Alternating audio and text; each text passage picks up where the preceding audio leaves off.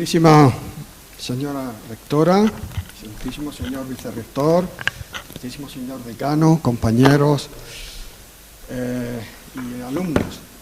Quisiera comenzar agradeciendo al señor decano que haya pensado en mí para decir algunas palabras en representación de los que nos hemos jubilado este curso académico. A pesar de las diferentes circunstancias que han rodeado a cada uno de nosotros, ya que pertenecemos a diferentes departamentos y hemos impartido asignaturas muy diferentes, creo que hemos compartido muchas vivencias que han caracterizado nuestra trayectoria profesional a lo largo de todos estos años, y a eso me voy a referir.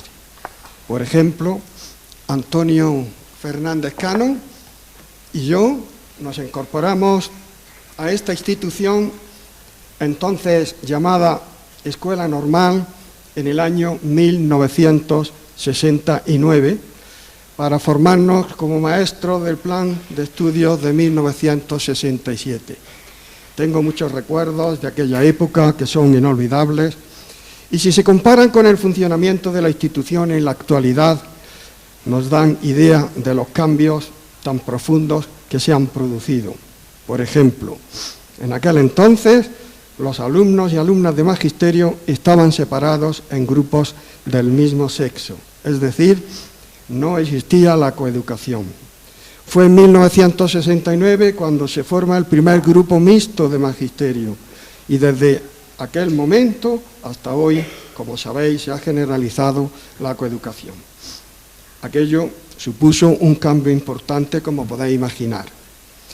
El profesorado de magisterio impartía una formación generalista a unos alumnos que ingresaban a los 16, 17 años después del curso sexto de la educación secundaria, que entonces llamábamos bachillerato.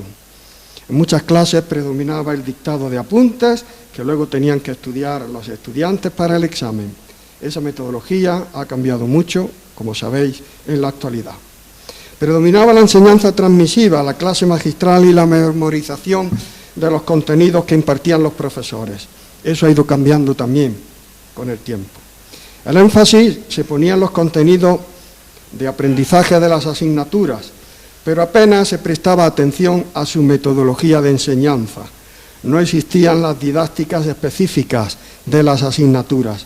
Se impartía pedagogía y didáctica general y se suponía que el alumnado era capaz de aplicar esos conocimientos generales a las situaciones de aprendizaje de cada materia. Recuerdo decir a nuestro compañero Juan Díaz Godino en cierta ocasión: la didáctica de la matemática no existía, la hemos hecho nosotros. Lo mismo se puede decir de las demás asignaturas, quizá excepto el inglés, ya que en los años 70 el plan de estudios de filología inglesa que se impartía en la Facultad de Letras incluía una asignatura optativa en el curso quinto que se denominaba Didáctica de la Lengua Inglesa. A la titulación de maestro de primera enseñanza, que se obtenía con el plan de estudios de 1967, le sucedió la titulación de diplomado en profesorado de EGB, con el plan de estudios de 1971. Estos alumnos ingresaban ya a los 18 y 19 años con el bachillerato finalizado y se preparaban para impartir la docencia que regulaba la Ley General de Educación de 1970. En esa época tuvimos que formar maestros en 3 especialidades: lengua española e idioma moderno, ciencias y ciencias humanas. Y aparecen por primera vez asignaturas optativas de didácticas específicas. En muchos casos, el profesorado de aquella época tuvo que reciclarse y prepararse en un campo de estudio relativamente nuevo, el de las didácticas específicas. Algunos compañeros comentaban que hubo que hacer una segunda carrera. Estábamos ubicados en la Escuela Normal, en la calle Gran Vía, en un edificio elegante y de bello diseño que se había inaugurado en octubre de 1933, en tiempos de la Segunda República. Si bien ofrecía espacios suficientes en los comienzos, con el aumento del alumnado en los años 70 y la organización de las nuevas enseñanzas, no había aulas ni despachos suficientes para las tutorías con el alumnado y tuvimos que adaptarnos a las circunstancias hasta que dispusimos de este edificio en abril de 1989. En los años 70 la escuela normal se transformó en escuela universitaria y se integró en el sistema universitario. En las clases seguía predominando la lección magistral y la teoría sobre la práctica, pero comenzamos a usar con cierta frecuencia los medios audiovisuales, transparencias, grabaciones para la enseñanza de los idiomas, pósters, láminas, el retroproyector y diapositivas. Y todos estos medios mejoraron la metodología de enseñanza en las clases. A finales de los 70 aumentó el profesorado considerablemente y nos tocó vivir un periodo de incertidumbre como colectivo de PNN, profesores no numerarios. Hubo que organizarse y luchar por la estabilidad durante varios años, hasta que se aprobó la Ley de Reforma Universitaria de 1983, que incluía en la transitoria novena la posibilidad de convocar pruebas de idoneidad para acceder a la categoría de profesor titular. Y gracias a esta ley, muchos de nosotros conseguimos estabilidad.